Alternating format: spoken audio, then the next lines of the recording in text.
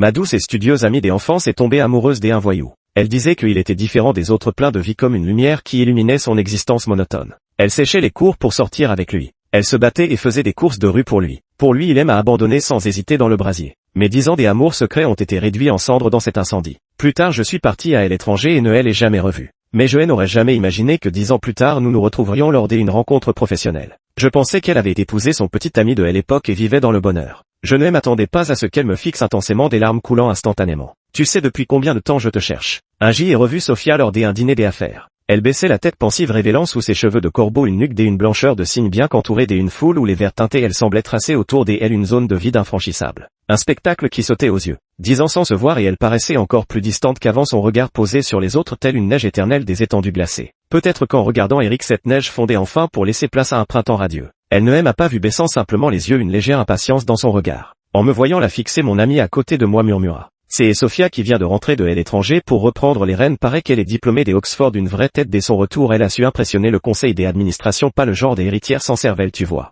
Elle est belle, hein, il cligna des yeux avec un sourire suggestif. C'est vraiment le stéréotype de l'héroïne riche, belle et talentueuse. On dit que ses prétendants font la queue depuis la rue Nagnan jusqu'à l'avenue Zangji. Tu veux aller faire sa connaissance? Je restais silencieux, mais l'image de Sophia dès autrefois surgit malgré moi dans mon esprit. À 17 ans, Sophia avait une peau si pâle qu'elle paraissait presque translucide sous le soleil, ses yeux empreints d'une légère tendresse lorsqu'elle me regardait sérieusement et sa voix résonnait comme la glace fondante dans un ruisseau printanier. Léo, plus tard on ira ensemble à l'université Tsinga des Accords. C'était un souvenir bien trop lointain que j'y avais depuis longtemps oublié, et pourtant aujourd'hui en y repensant il me revient avec une clarté qui semble dater d'hier. Je reposai le verre sur le plateau du serveur et murmurai: non merci, partons. C'est alors que non loin de là le regard de Sophia balaya la pièce avant de s'arrêter brusquement sur moi. Elle resta figée sur place puis écarta brusquement la foule pour se diriger vers moi à grandes enjambées, finissant par se mettre à courir dans son empressement, ses talons en martelant le sol avec précipitation. Léo, elle s'exclama et elle, sa voix empreinte d'un tremblement incrédule. Je ne sais si je l'ai imaginé, mais ses yeux semblaient légèrement rougis. Je fis semblant de ne pas l'avoir vue et me retourner pour partir. De mon histoire avec Sophia n'a rien d'exceptionnel. Nos deux familles étaient très proches depuis toujours et nous sommes même nés dans le même hôpital à quelques heures d'intervalle. On peut dire que nous étions des amis d'enfance typiques. Sophia a toujours été arrogante depuis sa naissance, considérant que tout le monde sous le ciel à part elle n'était que des déchets non recyclables. Dès l'école primaire, les lettres d'amour qu'elle recevait auraient pu remplir la moitié d'un tiroir. Elle n'en a jamais lu une seule, se contentant de les déchirer devant les petits garçons, le visage impassible avant de les jeter à la poubelle. Elle avait en effet de quoi être arrogante, issue d'une famille aisée, d'une beauté raffinée et dotée d'une intelligence remarquable. À 3 ans, elle feuilletait déjà le dictionnaire Oxford et à 11 ans, elle avait piraté le firewall de l'entreprise de son père pour s'emparer de documents confidentiels, le faisant bondir de colère tout en l'obligeant à afficher une fierté résignée. C'est seulement devant moi qu'elle se montrait un peu plus réservée. Sophia n'avait jamais sauté de classe, comme elle disait: je suis si bête que si je ne reste pas avec toi tu es foutu. Alors depuis notre enfance, dès la sortie de l'école, j'y allais chez elle ou elle venait chez moi et tout en jouant elle me faisait réviser. Elle me tapait même sur la tête avec son stylo exaspéré en disant: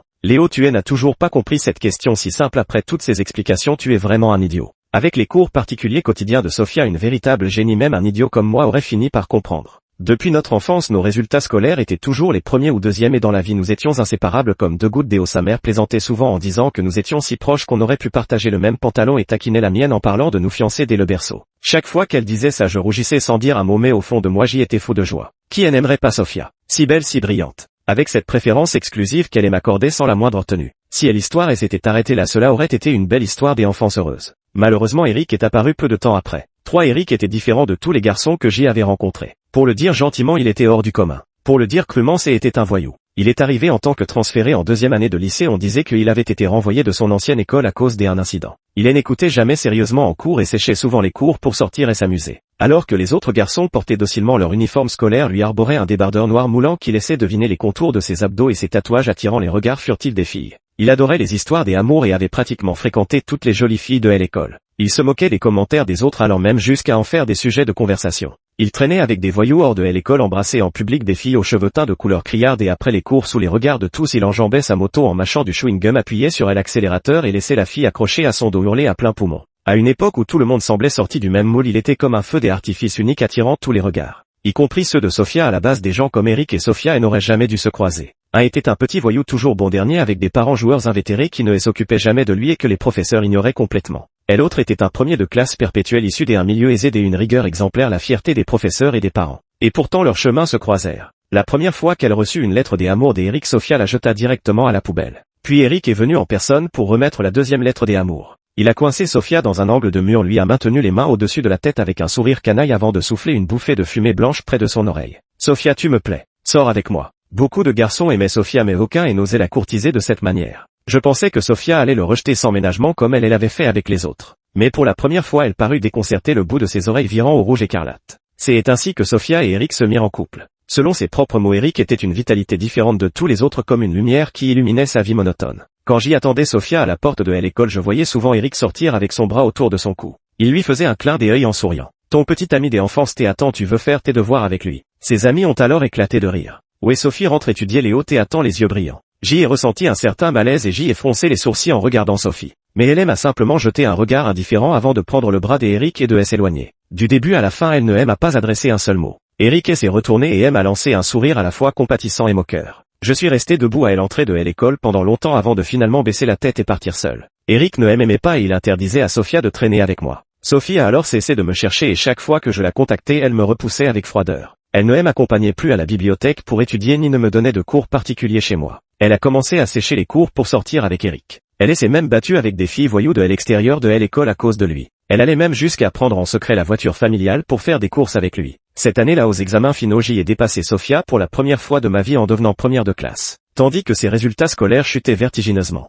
Les parents de Sophia étaient furieux, les enseignants lui prodiguaient des conseils avec insistance mais elle était comme ensorcelée par Eric. Finalement, la mère de Jing m'a supplié d'aller chercher Sophia. Je ne voulais pas y aller, je savais que Sophia ne m'écouterait pas. Mais j'y suis quand même allé pour cette jeune fille qui me tapait sur la tête en me traitant d'idiot et qui disait vouloir entrer à Tsinga avec moi. Elle portait une mini-jupe et des collants résille avec des cheveux teints en blond et des bagues à tête de mort à chaque doigt en train de fumer avec Eric dans une ruelle. Alors ils échangèrent un baiser derrière la fumée blanche. Elle ne ressemblait presque plus à la jeune fille méticuleuse des avant. Je m'approcher et la relever d'un geste brusque. Sophia, que j'y avais tiré sur le côté, arborait une expression quelque peu agacée. Toi aussi tu vas me faire la morale comme les autres. Je serrai les poings et m'efforçant de la raisonner. Sophia, tu n'avais pas promis de passer le concours de Tsinga avec moi. Je marquai une pause réprimant la douleur sourde dans ma poitrine et ajoutai presque en suppliant. Je sais que tu aimes Eric et je ne t'empêcherai pas de l'aimer, mais pourrais-tu attendre après le Gaokao? Sophia se contenta de ricaner, puis Eric arriva à son tour, passa son bras autour de son cou et déposa un baiser au coin de ses lèvres. Il se retourna, le regard empreint de malveillance et de provocation. Léo, Sophia est ma petite amie, pourquoi irait-elle avec toi à l'université Tsinga? Putain, t'es qui toi? Je pâlis et regarde Sophia mais elle détourne simplement le regard. Bon, laisse-la choisir elle-même des accords. Comme ça tu lâcheras enfin et l'affaire au lieu de coller tes yeux sur la femme des autres. Eric cracha une bouffée de fumée et donna un coup de coude à Sophia. Choisis toi-même, lui ou moi. Jusqu'à aujourd'hui je me souviens encore de ce soir à la fois bref et interminable. Le soleil couchant était un rouge ocre ardent et flétri et je restais là attendant le jugement de Sophia. Un instant plus tard elle releva les coins de ses lèvres en un sourire moqueur. Puis elle embrassa Eric passionnément devant moi et après le baiser le regardant dans les yeux elle dit. Cela va sans dire non. 4. Je partis rapidement montant directement dans la voiture.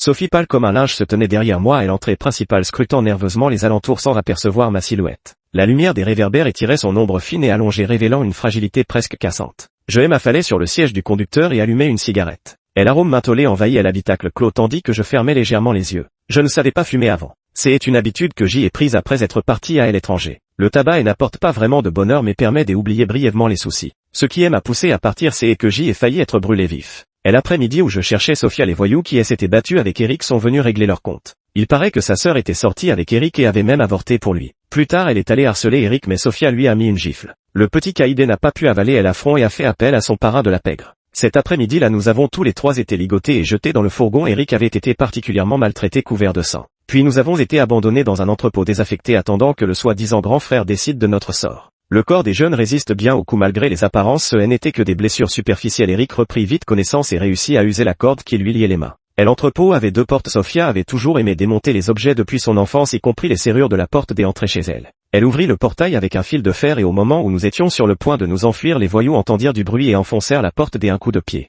Je regardai instinctivement Sophia et en un éclair son regard se posa sur Eric avant qu'elle ne l'attrape par la main pour fuir. Ma main resta figée en l'air et mon sang se glaça instantanément dans mes veines. Eric en partant n'oublia pas de claquer violemment le portail devant moi. Il ne manquait qu'une seconde pour ouvrir la porte. Je n'ai pas réussi à m'enfuir. Je n'ai plus repensé aux événements de ce jour-là pendant longtemps. Ce voyou me connaissait, il savait que Sophia et moi étions amis d'enfance. Sophia et Eric se sont enfuis et les voyous ont reporté toute leur colère sur moi. On m'a cassé une jambe à coups de bâton vivant et je ne sais plus combien de coups j'y ai reçu sur tout le corps. À la fin je respirais à peine. Finalement les voyous ont mis le feu à l'entrepôt. Les flammes étaient brûlantes, si chaudes que mes yeux se sont asséchés au point que je ne pouvais même plus pleurer. Pourtant je ne ressentais qu'un froid glacial dans tout mon être. Il faisait un froid mortel. 5. Cet incendie a consumé mes 10 longues années d'amour secret. Pourtant je n'étais pas mort. Un passant bienveillant avait vu les flammes et appelé les pompiers. Mon heure n'était pas encore venue ce jour-là. Les secours étaient proches et arrivèrent rapidement. Après mon sauvetage mes parents étaient effondrés. Je suis resté à l'hôpital pendant 2 semaines entières. À mon réveil, je n'ai dit qu'une seule phrase à mes parents. Je ne veux plus rester ici. À cause de cet incident, je ne pourrai plus jamais faire des efforts physiques intenses.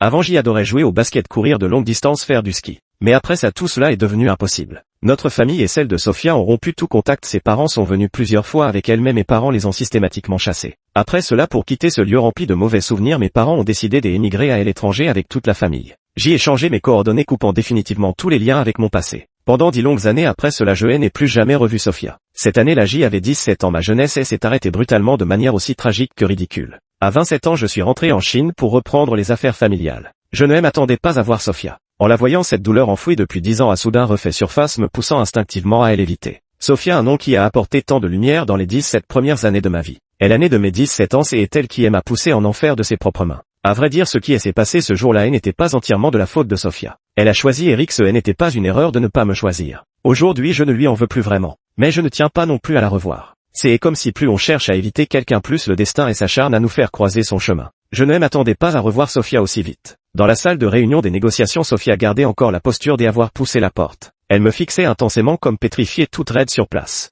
Longtemps après, ses lèvres se mirent à trembler et je ne sais si c'était une illusion, mais je crus même voir ses yeux s'emplir de sang. En moi, une multitude d'émotions contradictoires se bousculèrent au point que je faillis perdre le contrôle de moi-même. Louis, à côté de moi, me jeta un regard. Qu'est-ce qu'il y a? Cette phrase me libéra de l'émotion qui m'étreignait. Je stabilisai ma voix. Rien. Après toute une négociation, Sophie et moi étions tous deux distraits. J'y étais sur des charbons ardents et voulus partir immédiatement une fois la négociation terminée. Sophie m'a retenu d'un geste brusque. Ses yeux étaient injectés de sang et elle a murmuré d'une voix rauque. Léo, ce jour-là, c'était bien toi. Je t'ai cherché pendant des années. À cet instant, les souvenirs remontent incontrôlablement à la surface. Une douleur insupportable. La chaleur brûlante des flammes. Une jambe qui ne pourra plus jamais faire de mouvement brusque. Je repoussai brusquement sa main. Sophia, sachez vous comporter. Elle s'écria avec empressement. Léo, je sais que je t'ai fait du tort autrefois. Tous ces jours passés, je n'ai cessé de repenser à ce jour-là.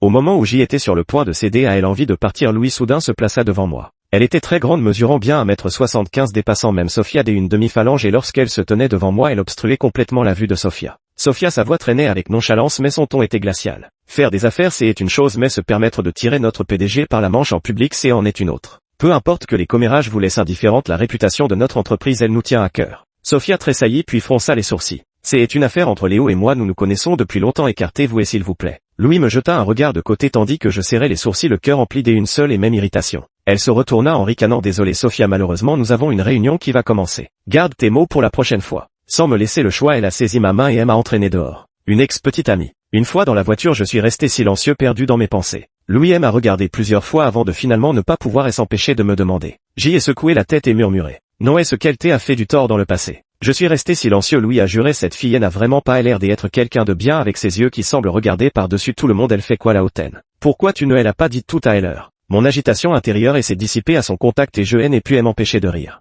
À quoi ça aurait servi de le dire? Elle aurait tabassé pour moi. Bien sûr, s'indigna Louis. En quoi elle fait du tort, dis-le. Je ne dis rien. Après un moment de silence, Louis me tendit une bouteille d'eau. La prochaine fois que je la vois, je m'en occupe pour toi. En voyant son expression pleine de regret de ne pas avoir frappé Sophia plus tôt, je ne pus m'empêcher d'esquisser un sourire. Ces sombres émotions s'estompent peu à peu. Louis et Sophia sont deux personnes radicalement différentes. Sophia a toujours été une fleur inaccessible depuis son plus jeune âge et depuis mon retour, j'y ai entendu quelques rumeurs à son sujet. Je pensais qu'elle aimait tellement Eric qu'ils resteraient ensemble pour toujours. Je ne m'attendais pas à ce qu'ils se séparent juste après que j'y ai été sauvé. On dit que ça s'est très mal passé. Sophia a même giflé Eric en public avant qu'ils ne prennent des chemins différents. On peut dire qu'elle a retrouvé la bonne voie. Elle a repris sa place de première de classe en un seul semestre et a été admise à l'université Tsinga en tant que major de la province au Gaokao. Après l'obtention de son diplôme, elle est partie se perfectionner en Angleterre et vient tout juste de rentrer pour reprendre l'entreprise familiale. Elle était l'archétype de l'enfant gâté du destin, conduisant une Maybach vêtue de costume sur mesure et même assise côte à côte, elle semblait appartenir à un monde différent de celui des gens autour d'elle. Louis en revanche était différente, sa famille était aussi riche mais elle n'avait pas la moindre attitude de fille de riche. Lors des heures supplémentaires, elle dormait avec nous sur des lits de camp dans le bureau et au réveil ses cheveux ressemblaient à un nid d'oiseau.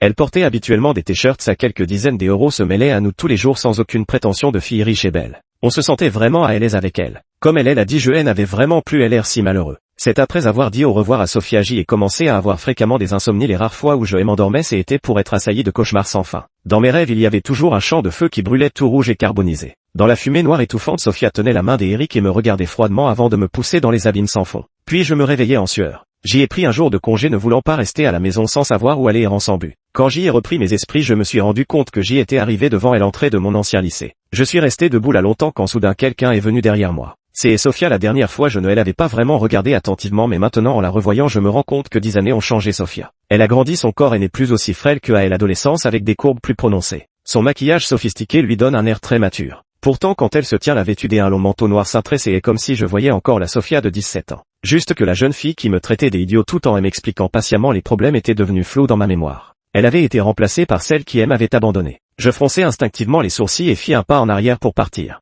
Mais Sophia m'interpella. Longtemps après elle dit d'une voix sèche: Léo, je t'ai toujours dû des excuses. Toutes ces années je t'ai cherché sans relâche, je n'ai cessé de rêver de ce jour-là, chaque instant a été hanté par le regret de t'avoir abandonné. Je souris froidement. À quoi bon dire tout cela maintenant? Le mal est fait et un simple désolé ne suffira pas à l'effacer. Sophia eut un rire amer. Je sais que des excuses ne servent à rien. Je veux juste me racheter, pourrais-tu me donner une chance? Inutile, dis-je d'un ton impassible. Sophia, je ne veux plus te voir, restons des étrangers. Des étrangers, répéta-t-elle avec une douleur sourde dans la voix. Elle fit un pas en avant, le visage empreint d'une certaine agitation. Léo, je sais que tu m'en veux, que tu me et tu peux me frapper et m'insulter, je n'aurai rien à redire. Mais après tout ce temps passé ensemble, tu veux qu'on soit des étrangers maintenant? C'était un moment d'égarement. Elle murmura d'une voix tremblante: mais je le regrette vraiment. Je serre les poings en baissant la tête, un torrent d'émotions fermentées déferle et hurle dans mon esprit. J'y ai dû mobiliser toute ma force pour me retenir de lui donner un coup. Sophie, peux-tu cesser d'être aussi éhontée? Tu dis que tu regrettes et je devrais forcément te pardonner. Et ce que tu sais, je serre les dents si fort que je sens un goût de rouille dans ma bouche, tout ce que j'y ai traversé à l'époque. Comment oses-tu encore te tenir devant moi?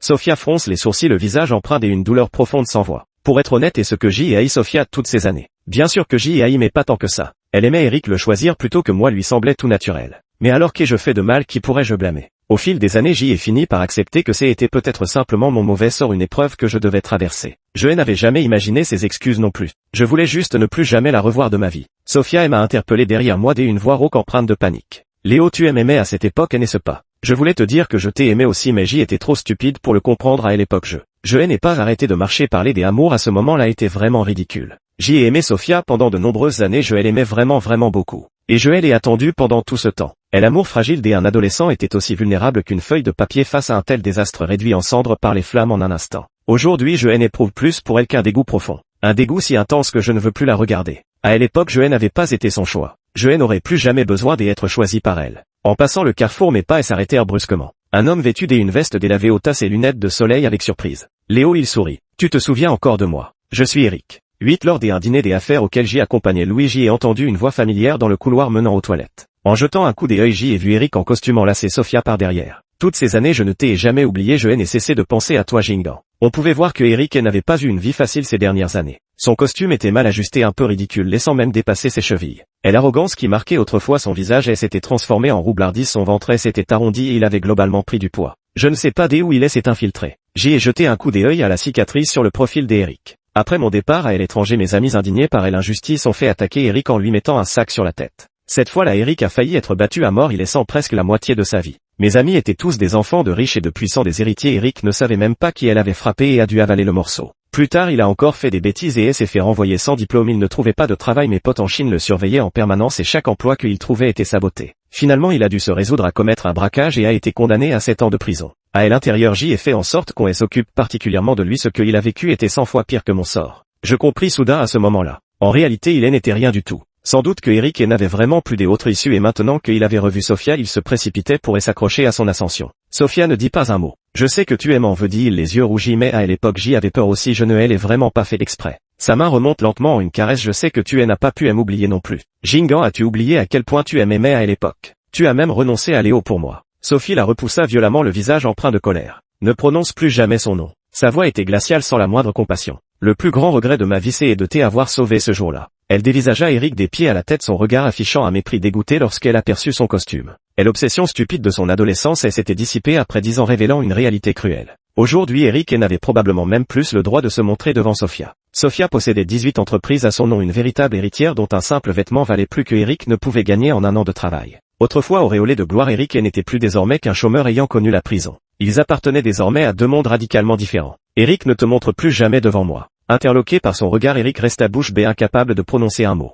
Sophia s'éloigna sans un regard. Je me retournai et allumai une cigarette. Quelle fichue coïncidence. Aichi n'était pas une immense ville mais comptait tout de même 8 millions d'habitants. Quand je suis revenu, je n'avais jamais imaginé que je recroiserais des visages du passé. Mais je ne m'attendais pas à ce qu'ils viennent à moi un par un. Ce que je n'avais pas prévu, c'est que Sophia n'éprouvait plus la moindre attirance pour Eric. Sophia donnait l'impression d'être indifférente à tout mais en réalité elle était obsédée depuis l'enfance quand elle voulait quelque chose elle l'obtenait coûte que coûte sans jamais se lasser. Pour être honnête je pensais vraiment que Sophia qui elle aimait tant à l'époque resterait avec lui pour toujours. Je ne m'attendais pas à ce qu'ils se séparent aussi précipitamment. Je suis retourné au banquet croyant que Eric serait parti. Mais contre toute attente il était toujours là et il m'avait vu. Il s'avança vers moi avec un verre à la main comme s'il avait complètement oublié ce que Sophia venait de dire. Comme s'il avait oublié les événements des autres fois. Il s'approcha avec un sourire gêné. Quelle coïncidence Léo, ça fait longtemps qu'on ne s'est pas vu, comment ça va toutes ces années. Je le dévisageai un moment sans rien dire puis me retournai pour partir. Si à l'époque Sophia avait choisi Eric j'y aurais pu comprendre. Mais quand Eric a fermé cette porte il m'a carrément poussé en enfer. Jusqu'à présent je ne sais toujours pas pourquoi il a fermé cette porte est-ce par vengeance parce qu'il pensait que j'y étais trop proche de Sophia ou simplement par panique pour gagner du temps.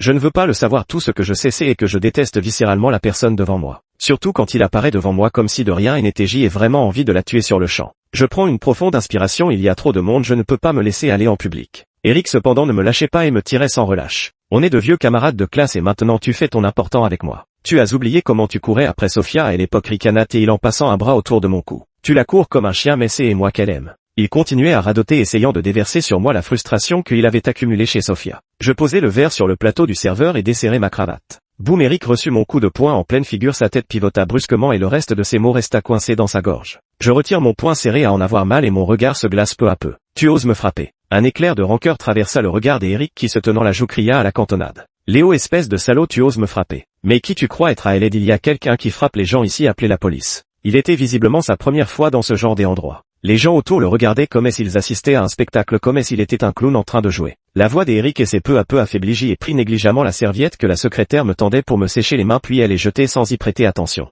Sophia ayant aperçu cette scène grotesque s'est précipitée vers nous, elle est inquiète. Léo, ça va. Elle m'a examiné de haut en bas pour s'assurer que je n'avais pas de blessure puis a lancé avec dégoût à Eric qui gisait par terre. Comment oses-tu encore faire honte ici? Je t'avais pourtant dit de déguerpir. Eric serrait les dents prêt à répondre tandis que je le regardais de haut. Sécurité, sortez cet homme. Eric fut traîné dehors par 2 gardes de sécurité imposants terrifiés criant le nom de Sophia qui ne daigna même pas le regarder. Agacé, je me dégageai de Sophia et quittai la salle de banquet. Le vent automnal apportait une fraîcheur mélancolique et je ne réalisais que tardivement que j'y avais froid. Louis me poursuivit et me tendit le manteau qu'il avait préparé pour moi. C'était qui se compte tout à l'heure. Je te l'ai déjà demandé la dernière fois cette Jeanne qu'est-ce qu'elle t'a fait, comment elle t'a maltraité. Je serre ma veste contre moi cherchant la chaleur qui y est encore emprisonnée. Depuis mon accident je n'en ai parlé à personne. Je ne voulais pas en parler mais maintenant je ne sais pourquoi, peut-être parce que la nuit d'automne est trop froide ou parce que la personne à mes côtés est trop réconfortante. Je suis resté silencieux longtemps avant de finir par parler. Louis est resté silencieux un long moment. J'y ai esquissé un sourire légèrement amer. Une tragédie qui arrive aux autres a toujours un petit goût de farce, c'est normal qu'elle trouve ça dégoûtant. Pourtant elle m'a lentement enlacé me protégeant de toute cette obscurité. Il ne restait plus que la chaleur de son corps. J'y ai murmuré c'est assez con non.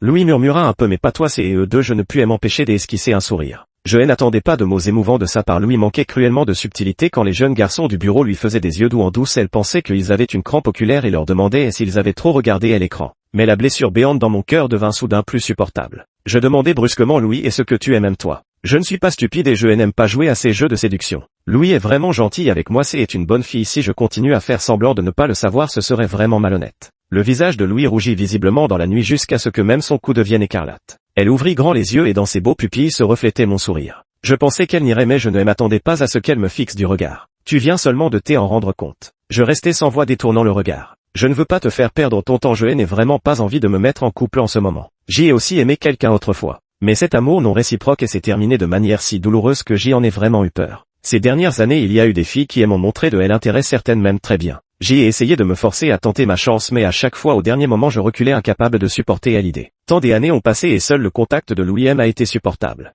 Mais c'est tout ce qu'il en est. J'y ai vraiment peur. Louis semble un peu déçu mais il esquisse tout de même un sourire sans la moindre ombre. Je peux comprendre et je peux attendre. Léo, tant que tu ne me repousses pas, c'est tout ce que je demande. Je reste stupéfait, les atouts de Louis sont indéniables. Avec un pédigré et un physique qui rivalisent avec ceux de Sophia, même si son caractère est un peu débraillé, les hommes qui elle apprécie pourraient faire le tour de elle entreprise 3 fois sans problème. Une émotion inexplicable monte soudain en moi et mon cœur se serre douloureusement. À ce moment la Sophia est arrivée. Dès qu'elle m'a vu, elle s'est empressée de m'expliquer. Léo, je ne savais vraiment pas qu'il viendrait aujourd'hui. Elle n'a pas pu finir sa phrase. La gifle de Louis a claqué violemment sur son visage. Elle ne m'a pas menti, elle a vraiment tabassé Sophie pour moi. Je ne sais pas exactement quelle force Louis possède mais elle y est vraiment allée à fond. Sophie a chancelé, manquant de tomber du sang coulant au coin de sa lèvre. Louis avait les sourcils sombres et le regard méprisant lorsqu'il déclara. Tu as encore le culot de venir le voir. Sophia elle aussi affichait un visage glacé tout en essuyant la trace de sang au coin de sa bouche. C'est une affaire entre Léo et moi, ça ne te regarde pas. Louis remonte négligemment les manches de sa veste Chanel de 40 000 yuan. Tu harcèles mon copain et tu oses dire que ça ne me concerne pas. Dégage vite fait, si je te revois rôder autour de Léo je te frappe à chaque fois.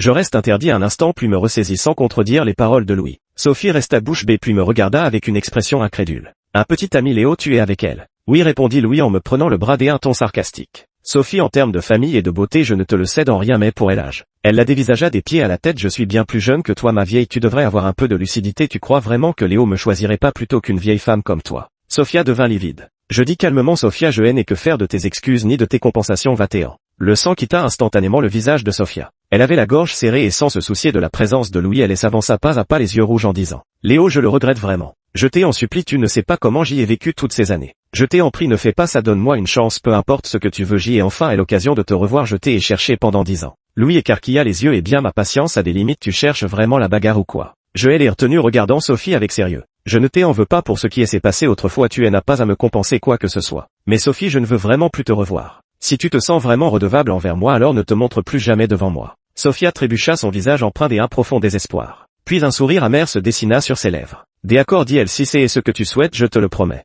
Je n'avais pas imaginé que ce serait la dernière fois que je verrais Sophia. La prochaine fois que j'y ai eu de ses nouvelles, c'était dans les journaux locaux. Un homme tue par amour déçu et l'héritière d'un conglomérat meurt sur le coup. Eric n'avait toujours pas renoncé à Sophia et la harcelait sans relâche. Sophie éprouvait plus que de l'ennui et de la haine envers lui, alors elle paya quelqu'un pour tabasser Eric. Eric, qui n'avait déjà plus rien, se retrouva presque réduit à néant par les agissements de Sophie. Il développa une haine féroce envers elle et elle attendit un jour sur le chemin de son travail, la poignardant à 8 reprises, visant chaque fois des points vitaux. Lorsqu'elle l'ambulance arriva, Sophie n'avait déjà plus de pouls. Eric, couvert de sang, brandissait un couteau en riant aux éclats dans la rue. Sophie, tu crois que tu vaux mieux que moi? C'est toi la plus hypocrite, c'est toi qui mérites de mourir. Il a commis un meurtre en pleine rue sous les yeux de nombreux témoins et sous le regard des caméras de surveillance. Sans aucune ambiguïté, le tribunal a directement prononcé un verdict de meurtre avec préméditation assorti de la peine de mort avec exécution immédiate. Mon entreprise s'est développée à l'étranger et je prévois de partir à l'étranger avec Louis. Avant de partir, je suis allé voir Sophia une dernière fois. Sur la pierre tombale de Sophia, c'est sa photo à 17 ans qui a été choisie. Des yeux clairs et limpides avec une lueur de sourire. Les mains dans les poches, je me tenais devant la tombe quand soudain apparut cette jeune fille aux mèches noires soulevées par le vent. La jeune fille avait de magnifiques yeux en amande, son regard posé sur moi dégageait une douceur à peine perceptible. Je lui demandai, Sophia, pourquoi as-tu refusé quand le professeur t'a proposé de sauter une classe? Elle émit un ricanement et détourna la tête. Si je pars, qu'est-ce que tu vas devenir, espèce d'idiot? Plus tard tu risques de rater ton examen d'entrée à l'université et de finir par visser des boulons. Je répliquai, boudeur, je ne suis pas si stupide, tu dis n'importe quoi. Elle me regarda, une lueur d'amusement dans les yeux, et tendit la main pour ébouriffer mes cheveux hérissés. Je fermai les yeux, c'était un souvenir trop lointain que je n'avais pas évoqué depuis bien longtemps. Après ses 17 ans, Sophia était devenue méconnaissable, prenant une apparence que je n'osais évoquer. Mais maintenant qu'elle était morte, je me remémorais soudain son visage d'adolescente. Je me retourne, une jeune fille de 17 ans, le menton appuyé sur sa main, dit au garçon en face d'elle. Idiot, après tant d'explications, tu n'arrives toujours pas à résoudre ce problème si simple. Qu'est-ce que tu deviendrais sans moi? Ces visages deviennent progressivement flous, ne laissant derrière eux qu'un néant. Ces années de jeunesse absurde après tant d'années ont finalement pris fin. Peut-être aurions-nous dû nous dire adieu bien plus tôt. Mais cet adieu est arrivé si tard. Sophia, s'il y a une autre vie, j'espère que nous ne nous reverrons jamais. Point de vue de Sophia, je croyais que Eric était une lumière dans ma vie. Pendant les 17 premières années de ma vie, tout s'est toujours déroulé méthodiquement avec une rigueur sans faille. Il semblait que chaque étape de ma vie était planifiée, ce qu'il fallait faire, ce qu'il ne fallait pas faire, aucune erreur n'était permise. Je n'avais jamais imaginé qu'on pouvait vivre comme Eric. Je n'avais jamais vu un garçon comme lui, il n'était pas bon en études, avait une mauvaise réputation, mais il semblait si libre, indifférent au regard des autres. Alors quand il m'a barré le chemin en disant qu'il aimait, mais j'y ai vu cette lueur de liberté dans ses yeux et j'y ai involontairement hoché la tête. Le temps passé avec Eric était si joyeux. Dans ma vie jusqu'à présent, je n'avais jamais ressenti une telle chose. Pas besoin de se soucier de l'opinion des parents ou des professeurs ni des résultats scolaires. Il suffisait de suivre ses envies. J'y étais tellement épris de ces jours-là que cela ne faisait que accroître mon dégoût pour la monotonie du passé. Léo représentait cette monotonie inchangée. Alors quand il est venu me voir en disant qu'il voulait passer le concours de Tsinga avec moi, je n'ai ressenti que du dégoût. Je croyais aimer Eric. C'est pourquoi dans l'entrepôt je l'ai aidé à partir sans hésitation. Puis vint ce grand incendie. Il semblerait que les obstacles dans mon cœur aient également été consumés par cet incendie. Ce n'est qu'en revoyant Eric que j'y ai réalisé avec retard la vérité. Je ne l'aimais pas, je détestais simplement ma vie monotone et c'est la liberté qu'il incarnait qui m'avait séduite. Quand j'y ai appris ce qui était arrivé à Léo, j'y ai sombré. Je m'accroupi par terre, le cœur déchiré, en sanglotant à chaudes larmes.